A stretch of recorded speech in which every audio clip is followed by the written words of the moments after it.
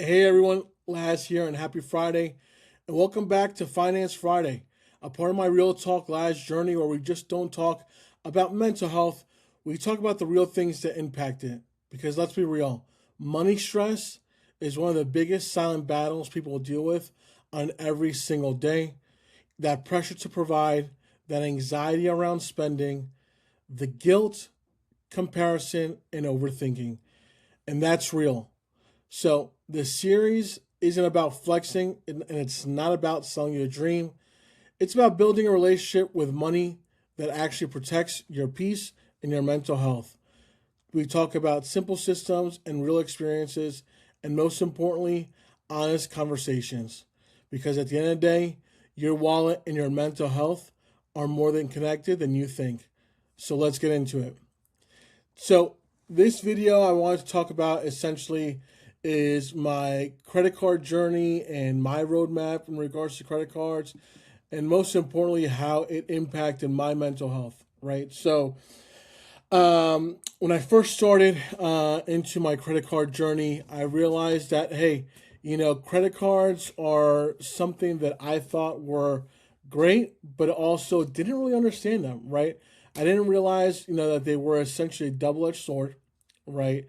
And what I mean by that is the more that we have, the more we spend, the later on impact that it can have on our mental health.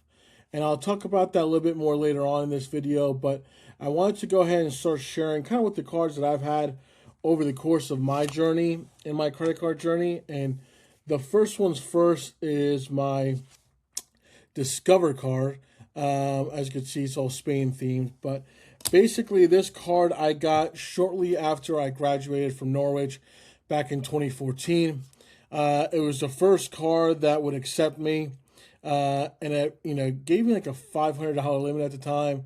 But it was great. It was an opportunity for me to learn, unfortunately, the hard way about credit and what credit entailed, and the importance about paying off your balances month in and month out. But really for me as a 21, 22-year old, I thought of it as anyone else would, and that was free money, right? So I got the card and I remember going out to dinner with some friends, and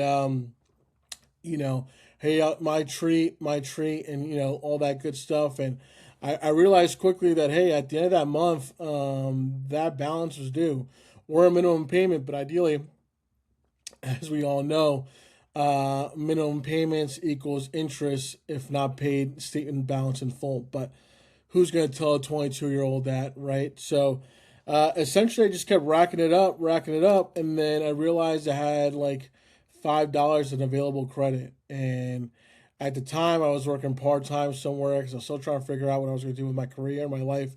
And I realized, hey, I don't have credit available on my credit card, and also I have little money in the bank. So I saw myself kind of SOL basically, right? And hey, at the end of the day, I met my minimum payment, which was great. Obviously, that was an obligation, but I paid more in interest than almost my credit limit was over the course of the time from when I opened my card and truly paid it off in full, which is crazy. But yeah, so it's my longest lasting card. I've had it for now 12 years, give or take. So, oldest card.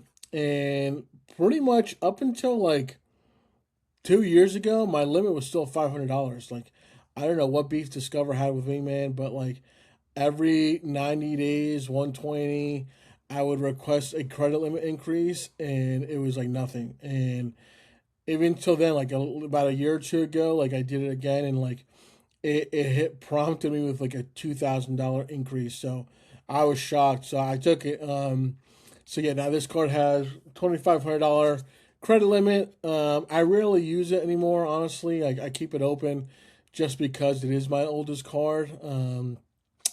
I do have, I think, like my Xbox Live subscription on here. It's about $24 every 6 months or so. So once that hits, I'll pay it off quickly after that. But that's about it. So yeah, first card, uh, great card, and good lesson for sure.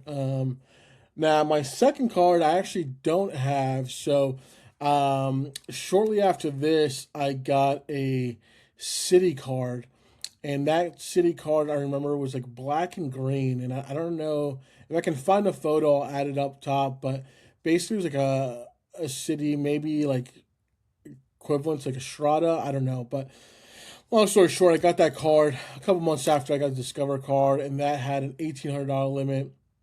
And in typical fashion, I put a hefty amount on it, not full 1,800, but I definitely put a fair share on there, and quickly realized like not only do I have one minimum payment, but I have two to hit, and most importantly, I have interest that keeps accruing on that, right? So, yeah.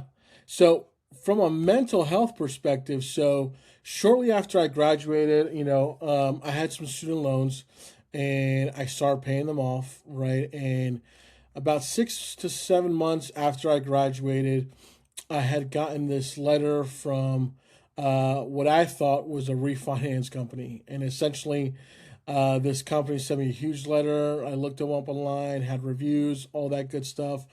And you could probably see where this is going. But I signed up for them, and it basically said that, hey, we're going to grab your loans from Sally Mae, or at the time, Navient, or whatever it was. But and we're going to lower your interest, and you'll pay us directly, and we'll cover all that interest, free. We'll lower it, pretty much like a refinance.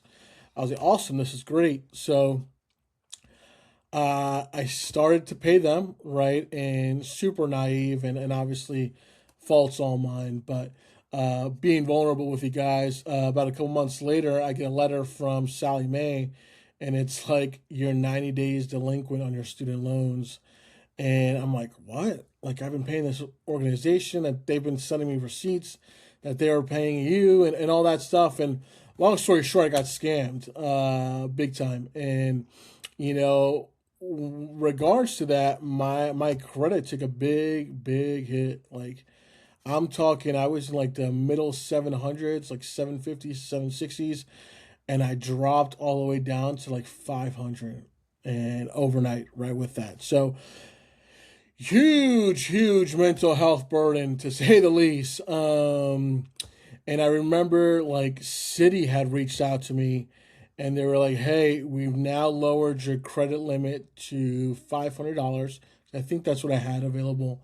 Um, Credit, or excuse me, that I owed. I owed like 500. So like they dropped my credit from 1,800 down to 500, and they're like, immediately you paying this $500 off, we are closing your account based off of negative report on your credit, in regards to a high value loan and all that stuff. So I didn't know that was possible, but my credit was heavily impacted, and not just my credit score, but my other credit cards. So as you can imagine, it was a long ass time before your boy got another credit card. Every lender off the book was denying me left and right, and that was due to negative, credit score, right, based off of the 90 days late period, and how that impacted me tremendously. And luckily, right before that, I had gotten a car. I remember I got a 2015 Dodge Dart at the time, and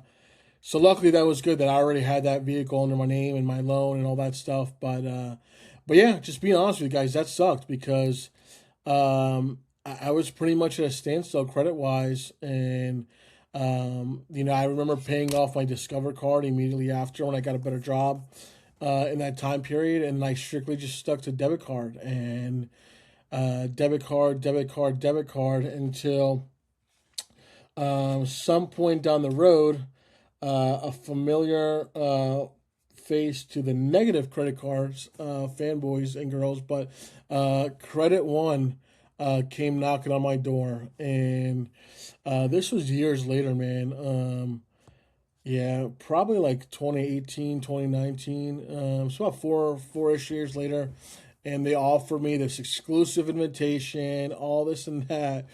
And I remember taking it, and it was like a $500 limit. And then shortly after that,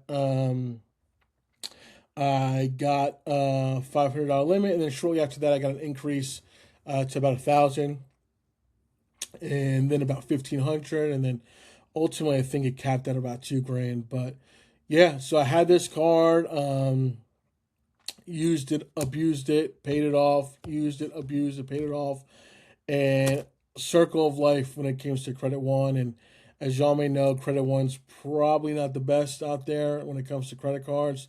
They offer bogus rewards, but most importantly, they preyed onto those that have terrible credit, right? And yeah, but the good thing is because I had this additional card, my credit started to go back up. It's like the mid sixes, low to mid sixes, give or take, which is great because at that point I was kind of like needing to make moves, right, credit wise, and I was getting married and all this other stuff. But and then I got another whopping offer from another Credit One card, and I was vulnerable, man. Like no one else wanted to take me or accept me, so I took it. This was the Credit One Wanderer. I think it offered like 5% back on entertainment, but really no points much or anything like that. And like I said, Credit One sucked, and to this day they're both actually canceled. I closed.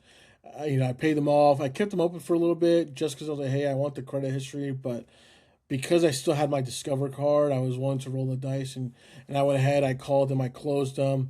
But they're sneaky though. They try to do as much as they can to keep it open, and then also, um, like give me everything in the book to like how my credit's gonna be ruined if I close it and yada yada yada. And long story short, it's not, guys. As long as it's not your oldest card, that myth of closing credit cards and impacting your score. I mean, if you have an established credit profile already with several cards, several auto loans, or a mortgage, or you name it, you'll be fine. Okay. So then later on in life, I got a Capital One Quicksilver, and this card was like the first card where I essentially got like some sort of rewards and I felt excited about. So at the time, it was 1.5% cash back on everything, which is great. And it offered me a $500 limit, I think. So I took it and pretty much just started to use it for everything. And at this point in my career, I was more established financially. I was in a better spot, and I was able to appreciate the credit game and what it was worth. So this Quicksilver card was kind of like my refresh in life, in my credit history, if you will. So kept it for a while, and then uh, got like a little increase. Capital One, the Capital One buckets, maybe something you guys have heard of. I mean, if not, look it up. But I think they're real as hell. Now, there's a lot of myths in regards to like what your card number started would indicate or not, but nonetheless, like I had this Capital One card for a long time, and like it would just raise my increments at $100 at a time, which sucked. So there's that. And then later on, I got what was called the Amazon Store card. I couldn't even get the Amazon Visa card. But I got the Amazon Store card, which again I used just for Amazon purchases. I think it was like 2% back on Amazon, if I'm not mistaken. But it was strictly an Amazon card. It was not a Visa, but just simply used on Amazon. So it was great because I used Amazon frequently, especially when I bought my house and all that stuff. So it helped. And then, because it was through Synchrony, like Synchrony was really good at giving me higher credit limits as my income was going up. So before I closed it out, I think I had like gone from like 500 to like $3,500. That card's also closed out by now. And additionally, my Quicksilver card that I mentioned is also closed out, but more into why later. So after that card, I got the Venture One from Amazon. Capital One. This was the newer version, but the OG was this one here, and boy, this got miles on it. So literally miles. So this card was like my first travel card, if you will.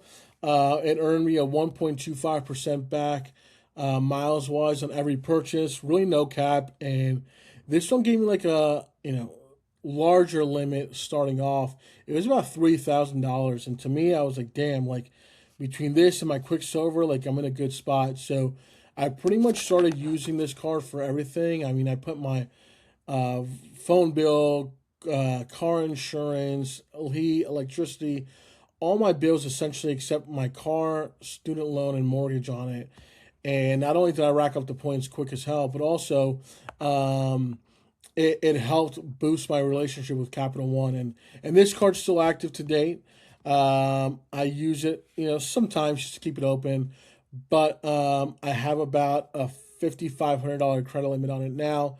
Great card, I love it, and this card kind of changed my direction from a mental health, like super negative and upset of my credit journey, to like more of a positive, and it shed some new light onto my credit journey. So very helpful mindset wise there. And then later on with Capital One, I was able to get the Saver One, which is the Saver Duo, then turn into the Saver card. But yeah, so great card. I use essentially this card to capitalize on food and groceries. If I'm not mistaken, it was 3% back, cash back. But because I had the venture card, I was able to convert that cash back into venture miles, which I did. So this was another workhorse of mine for a long time. And yeah, I actually opened two of these cards because one gave me like a $500 limit, and then the other one gave me like $1,000 limit. So I was pretty much round robbing, like, hey, okay, like this card I'm going to use for groceries, the second card I was going to use for eating out, all that good stuff. And yeah, I used the hell out of it. Like I said, I merged all my cash back into um, my venture miles, which have been super beneficial. And yeah, and now I've actually closed these cards, and I transferred most, if not all, of my limit to my Venture One card. Capital One's weird, man. Like American Express allows you to, after a certain while, like reallocate your limits to multiple cards if you have them. Same thing with Citi and no, excuse me, not Citi. Oh gosh, Citi I can't even look at, but Chase and yeah, Capital One was very finicky, but nonetheless, I was able to do that before closing some. So next up, about 2022, I got my first American Express card, which was the green card. At this point, my credit had gotten a lot better. My income was a lot better. And then, yeah, I got approved for a green card. I was super excited. I pretty much maximized this card to the best of my abilities. Now, as you know, and I won't go into high level, but green card, it was great for me because it was 3 times membership reward points on food, or excuse me, dining, travel, and then also had like a clear credit or TSA credit. I'm not sure, but it was great. And it was my first charge card, right? So that was awesome to not have a preset spending limit, which is great. So I love that card. And for me, American Express was a big goal of mine to hit, especially with the start of my kind of credit journey and how it got rocked pretty quickly. So when I got this card, I was extremely excited and proud of myself, and still am to this day. And then later on, after my year mark, so about 2023, I then upgraded my green card. I got an offer to upgrade to the platinum, which I did. So, as you all know, 5 times back on travel, both on flights and then hotels booked directly through the portal. And then most importantly, and I've talked about this in my earlier video last week, but just like the protections it has, purchase protection, travel protection, all that good stuff. And this was the cream of the crop for me, like the most exclusive card with American Express outside the Centurion card that you can get your hands on. So I was very proud and looked back of how far I came with this card. And yeah. And then later on, I opened up a Kohl's card. I got suckered into one of those deals where it was like, hey, open up a Kohl's card and you'll get like 25% off your purchase. So I did. I kept the card for a while. I think I started off with like a $500 limit, and then before I closed, I went up to like $3,000 or something like that. But I ended up consolidating, just closing this card as well once it had merged with Capital One. I tried merging my balances with my Venture One, and unfortunately, just didn't work. But a good card. I mean, it gave me some benefits over at Kohl's, but Now I don't really shop much at Kohl's with the exception of like these T-shirts and maybe some shorts here and there. So I realized, hey, it's not worth having the card open just for one or two shops a year. So and yeah, so then my next card on my journey was the American Express Blue Cash Preferred card. Great card. I used the hell out of this card because it gave me 6% back on groceries, which is my biggest expense. It still is, aside from travel, but 6% back and then 3% back on gas as well. So I used the hell out of this card for a good while. I got it in November of 24, and I used it for a long time. And then in 2025, I had the idea of starting this channel, right? So Real Talk Laz, and I transitioned into another card, which was my first ever business card, which was the American Express business card, platinum business card rather. So yeah, it was like around February, and my annual fee for my personal platinum had come up, and I was like, hey, I think I'm gonna close my personal and then open the business card up. So I did that. It was a great card. It offered me a lot of benefits, with travel and stuff. But my favorite benefit of this card was the 35% back remate if you use your membership reward points to book a flight. So, for example, my wife and I booked a flight to Europe for 2 weeks, and I don't know, I think I used about 100,000 MR points directly on the portal. Yeah, I know I didn't transfer them. Sorry, points gurus. I'm sorry, but I used it directly on the portal, and I cashed out 100,000 for the flight, and then Amex gave me back 35,000 MR points. So that was huge. I actually didn't even realize the benefit until I one day got logged into my Amex account, and I saw that I had a hell of a lot more MR points than I thought I should have. So that was great. So I love that benefit. So I took advantage. I used it a lot more. And then also like the Dell credit. So as I was starting this channel, I had to build kind of like my setup and stuff, right? So leverage the Dell credit a lot, and which was great. But overall, great card. And then from the business perspective, I then transferred over to the American Express Business Gold. So at one point, I had both business platinum and business gold, and it was great. I mean, I used them obviously for my business expenses, but then also leveraged them for personal, right? So like if for the gold card, for example, anytime I went out to eat, I used it. It was 4 times points back on your two highest categories.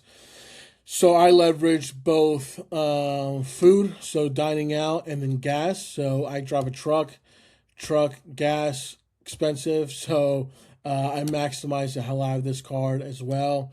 And my annual fee just came up a few weeks ago, and I decided to close it. I was kind of tired of just juggling, all these credits and all the things like that. But it was great. I loved it, and maybe down the road, I'll do something again with it. But as of right now, I am all set. I got a Home Depot card and used it for some expenses here at home, and then that was pretty much it. I closed it after the year mark. And then, in addition to that, I got a Hilton Honor Surpass card.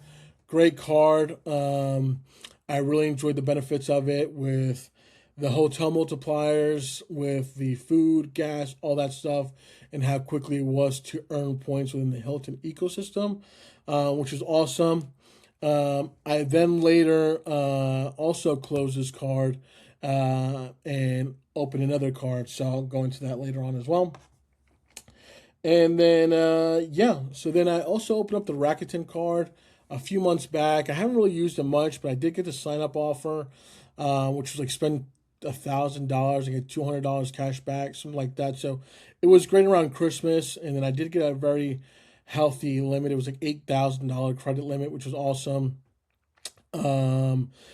Aside from that, I use it if I do buy something through Rakuten outside of my Platinum card. I will use this card and then get the additional multipliers on that.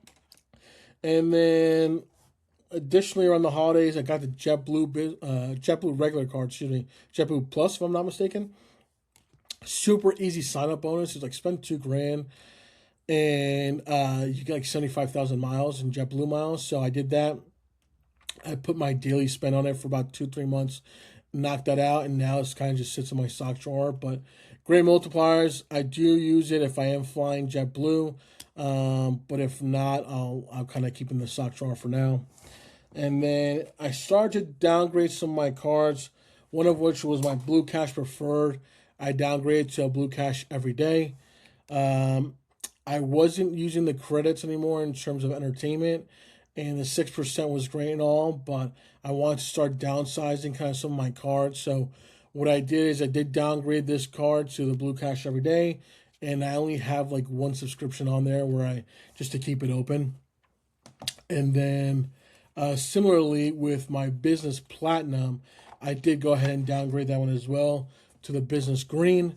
Um, from a business card perspective, Business Green sucks, but it is a business account, so I do want to keep that open in the event that I do want to upgrade to a Platinum again in the future or whatever that looks like. But I did downgrade that, and the reason why I did was because I ended up getting the personal Platinum again. Super excited for it. With all the revamps last September, the Resi credit, all that stuff, Lululemon, entertainment, you name it.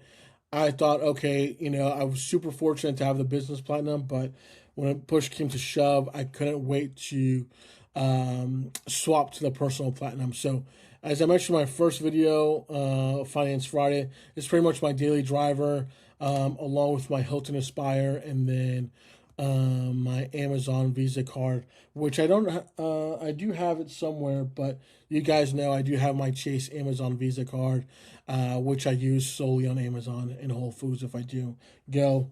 And then, yeah, last but not least, Hilton Aspire card. So I ended up closing out my Hilton Surpass and then applying for this Hilton Aspire a few weeks back, and then got approved, was able to get the sign-on bonus, or eligible rather for the sign-up bonus. And yeah, so I've been working on that for a few months now. I got some travel coming up in the next few weeks where I'll be able to kind of maximize that sign-up bonus and close that out. And then, like I said, leverage the rest of my American Express Platinum and or Chase Visa card. So I know there's a lot of cards I mentioned. Not many active, I think, from this big deck of cards. So I have my Discover card, so that's one. My Venture one, that's two. JetBlue, that's three. Blue Cash, four. Rakuten, five. And then my other three cards, so that's eight. 8 or 9 total active cards. Honestly, I keep them for like the credit limits as well. And just if I was ever in an ecosystem where I wanted to switch or downgrade, I have that flexibility.